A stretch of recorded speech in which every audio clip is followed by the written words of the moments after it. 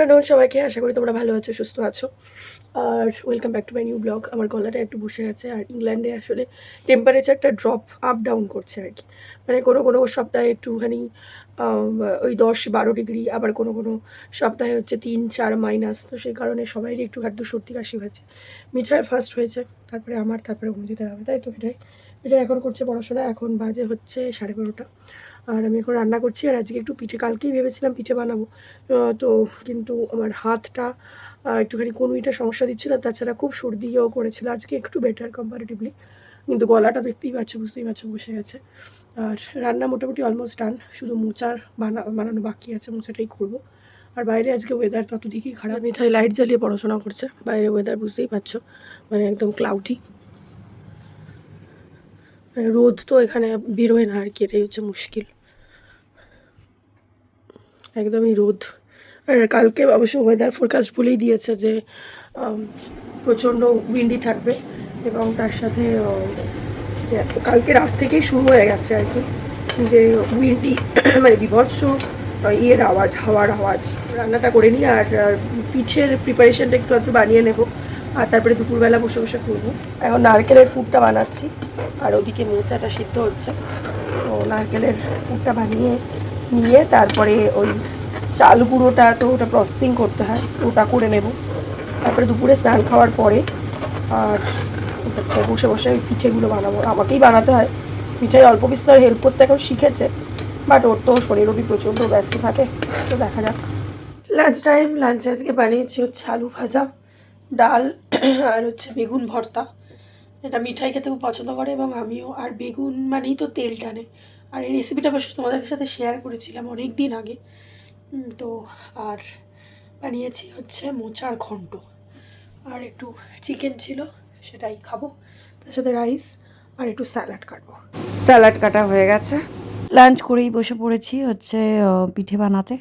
তো এখন পিঠে বানানো চলছে, মিঠাইও হেল্প করবে। তো দেখা যাক।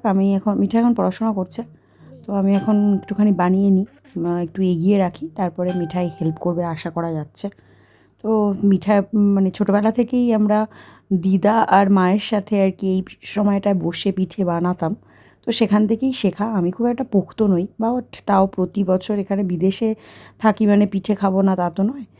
তো সেটাই চেষ্টা করে যাই আর কি, এবং প্রতি বছরই বানাই, করি, খাই, যাতে নাহলে তো না বানালে, না করলে তো খাওয়াই হবে না। তো এই করে করেই মানে আমি যেরকম বানাই সেরকমভাবেই মিঠাইকেও শিখিয়েছি। তো সেইভাবেই মিঠাইও বানায়। তো এখন মিঠাই বেশ ভালোই বানায় আর কি। তো আশা করা যাচ্ছে মিঠাই হেল্প করবে। মিঠাই কটা বানিয়েছিস? এই যে আমাদের অনেকটা হয়ে গেছে। তুই একটা বানিয়েছিস তো, তার মানে তো 6টা। ওটা তো 7 নম্বর। হ্যাঁ ঠিক। আর 3টা বাকি আছে, তারপর ছুটি। হ্যাঁ, মিঠাই আমি বলেছি 8টা বানিয়ে দিতে মিঠাইকে। 8টা 10টা বানিয়ে তো এই 10টা, সরি। তো সেই জন্য বলছে যে আমার আর 3টা বাকি। বানাচ্ছে বেশ ভালো। এই যে এটা হচ্ছে মিঠাই বানানো, বানাচ্ছে কিন্তু বেশ ভালো। নারকেলের পুর দেওয়া পিঠে সব রেডি। এর থেকে একটু সিদ্ধ হবে, আর তার সাথে একটুখানি দুধ পুলি হবে। হ্যাঁ, এটা গেন্ডা। আমি একটা বানিয়েছি মিঠাই, এটাকে গেন্ডা বলে। গেন্ডা তোমরা কী বলো আমি জানি না। আর আমি একটু তরকারি করে নিয়ে এলাম, তরকারির পিঠে মানে সিদ্ধ পিঠে বানাবো। আর এই যে রেডি, আমি দুধ বসিয়ে এসেছি দুধ বানানোর জন্য, মানে দুধ পিঠে বানানোর জন্য। না, এটা আমি বানিয়েছি। মিঠাই বানানোগুলো বোঝা যাবে। এই যে মিঠাইটা বানিয়ে, মিঠাই কিন্তু ভালো পিঠে বানিয়েছে, দেখো। মিঠাই ক্রমশ ইমপ্রুভমেন্ট হচ্ছে, ভেরি গুড। তরকারির একটু বানিয়ে নে, তারপরে হাত ধুয়ে আসবে। এবারে অ্যাড করছি পিঠে, প্রথমে গেন্ডাগুলো অ্যাড করছি।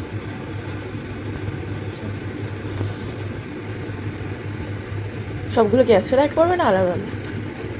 না না, একসাথে অ্যাড করো, যতগুলো ধরবে। এখানে হচ্ছে আমার সিদ্ধ পিঠে।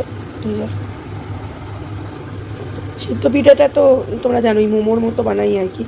নিচেতে গরম জল দিয়েছি, আর ওপরে হচ্ছে ঝাঁঝরি, তার উপরে হচ্ছে একটুখানি ব্রাশ করে নিয়েছি ওই দিয়ে, তেল ব্রাশ করে পিঠেগুলো দিয়ে, ঢাকনাটা দিয়ে, যেহেতু ভেপারটা যাতে না বেরোয় তার জন্য আমি এই দুটো চাওয়াল অ্যাড করে দিচ্ছি।